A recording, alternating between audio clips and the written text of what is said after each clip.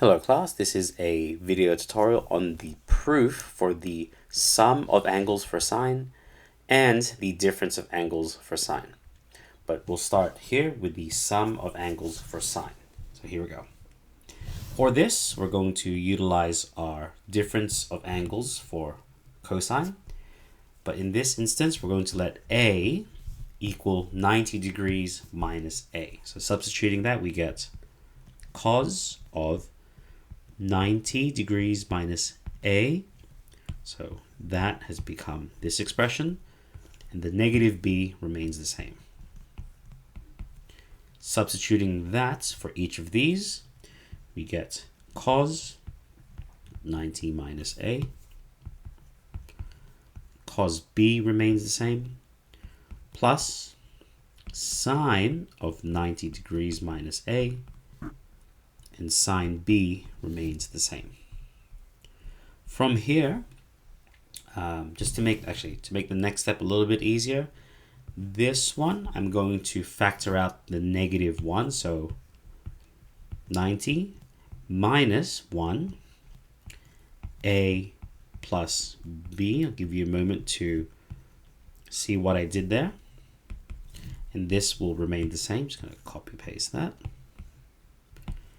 Now from here, I'm going to utilize these proofs that sine theta is cos of 90 minus theta, and cos theta is sine 90 minus theta.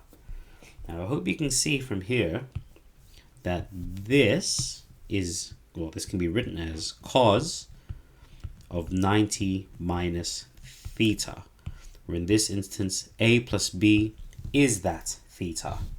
So I hope you can see how that is related. And then now from here, we can say that this, or more importantly, this one will become sine of A plus B. And likewise this one, cos of 90 minus A is sine A. So this has become sine A, cos B remains the same. This 90 minus A will become cos A, and sine B remains the same. That stays the same. And there we have our proof. The sum of angles for sine is this expression here, sine A cos B plus cos A sine B. Now that we've established this, it's actually not that much of a jump to prove the difference of angles for sine. We simply just use what we've just found here. Sine of A plus B is this. We simply change the positive B to become a negative B. So sine of A minus B, this will become sine A, cos of negative B, plus cos A,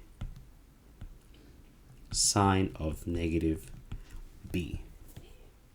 And now once again, we saw that cos of negative theta, just to call it back here, so if theta goes into quadrant 1, negative theta goes into the, quadrant 4.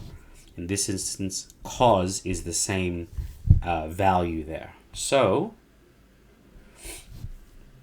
this cos of negative B remains the same. So sine A, cos B, but this sine of negative B moves into quadrant 4. So this becomes negative sine B. So hence why we have negative cos A stays the same, and that sine B made the positive into a negative. So sine of A minus B is this expression. And there we have it.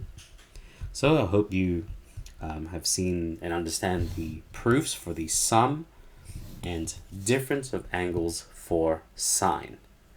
Hope to see you in the next video where we take on the proofs for tan. Hope to see you then, and bye. Best of luck.